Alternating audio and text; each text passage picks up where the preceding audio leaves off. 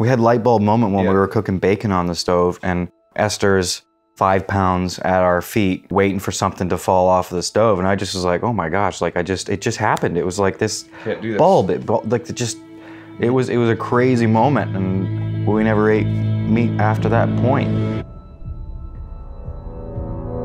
One of the worst practices ever developed on the planet was this consumption of other animals for food and using them for resources.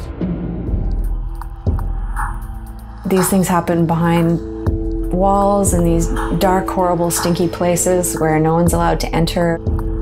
I think people would not participate in violence against these animals if they saw the animals firsthand. I have no doubt about it. Nothing serious is going to change until there's just a catastrophe that forces us to change, that we just realize that we're killing the planet. There is a vision of the future that doesn't include the exploitation of animals. Die Wachstumsraten sind so hoch wie in keiner Branche, selbst Hightech und so kann mit uns im Moment nicht mithalten. Das ist nicht nur ein Markt, das ist nicht nur irgendwas Kurzfristiges.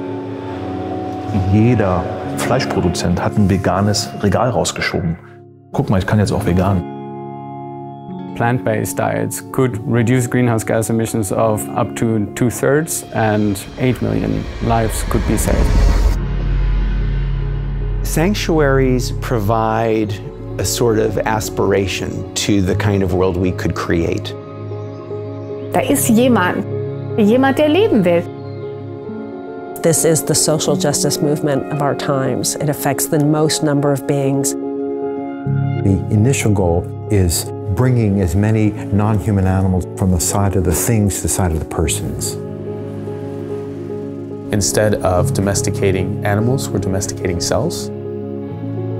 How could I choose something that came from a slaughtered animal if what my experience is the same? I think it will eradicate traditional livestock meat production.